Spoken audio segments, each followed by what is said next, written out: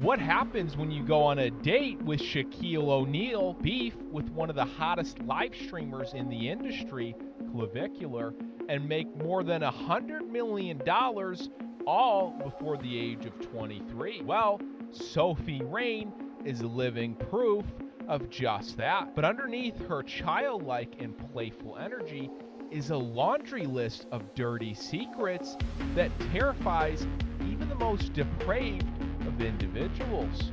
Hi, I'm Viral Observer, and I make daily YouTube documentaries on the largest influencers and celebrities in the world. Today, I will be discussing the dark side of Sophie Rain. When you think of OnlyFans subscribers, what comes to mind? Middle-aged virgin men? Incel corn addicts? Well, what if I were to tell you, according to rumors, some of the largest percentage of OnlyFans subscribers are actually young boys? That's right, literal children. Is that the girl that does OnlyFans? Oh my god. None of that. You should not know that. All that? None of that. How the fuck? Where are your parents? You should be watching Blippi. None of that. Now you can likely look past, albeit a bit down upon, a woman for selling her body to men, but children? Where do we draw the line as a society, and what does Rain have to say about the controversy? Well, unfortunately, not much. Well, that's exactly what Sophie Rain and her team claim as they continue to pump out content directed at children. More specifically, Rain's time at the Bop House with fellow stars such as Camila Araujo and Julia Filippo Has been heavily scrutinized by psychologists who claim that the streams and IG reels themselves are grooming young boys into hypersexualized content at far too young of an age. But real quick guys, if you're enjoying this video, please go ahead and hit subscribe, as it really helps the team and I understand what kind of content you guys are looking for. Anyways, back to the video. That wasn't bad enough. Rain is also somewhat responsible for a high-powered CEO's divorce from his wife. In mid-2025, Andy Byron, the former CEO of tech and data company Astronomer, who was also the same gentleman involved in the infamous Coldplay video scandal, was actually embroiled in yet another scandal. But in a strange turn of events, Byron's wife was actually willing to look the other way for the other scandals.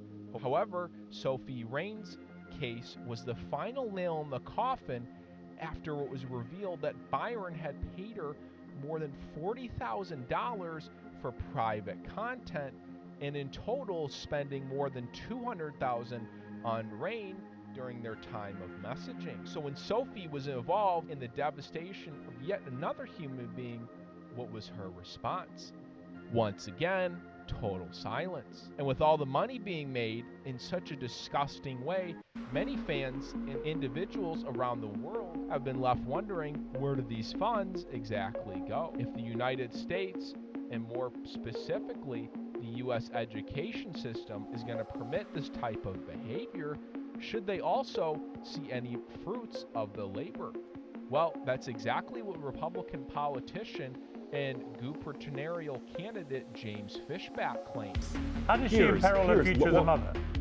Well, let me tell you how. You just heard Sophie tell you that she was fired from her job when her boss found out her OnlyFans. Yeah. She was fired from her job. Yeah. And now, what is, with all due respect to Sophie, what are you going to tell your daughter in 10 or 15 years when all of these images are all over the internet and your daughter is being bullied in middle school and was told that you guys were Christians? With all due respect, what do you say then? It creates a real weight, a real tension between a mom and her children, and of course a worker and her employer.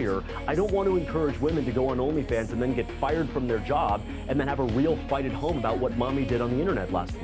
Okay, Sophie?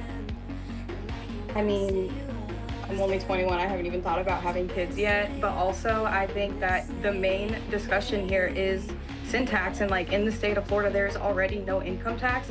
So, and that's also one of the main identities of Florida, is that it is a no income state tax. And I think the main issue here is you're attacking women already on the site making money. As you can see, Rain and Fishback go at it for a while, discussing the syntax, but to make it simple, Rain's argument is pretty much as follows. We, OnlyFans girls, work hard for our money. Therefore, it should not be subject to any additional tax. Needless to say, this was not a great argument, and it did not land very well on the Piers Morgan panel. Also, Rain once again leaned back on the statement that it doesn't matter how she got her money because she is rich, and everybody else around her is, of course, jealous. This narcissistic attitude, in combination with some of the other disgusting acts seen in this video, have put arguably one of the largest targets on Rain's back after becoming a viral sensation. If you enjoyed this video, please go ahead and check out my other video on the downfall of Neon, in which I go through the streamer's sad fall from grace.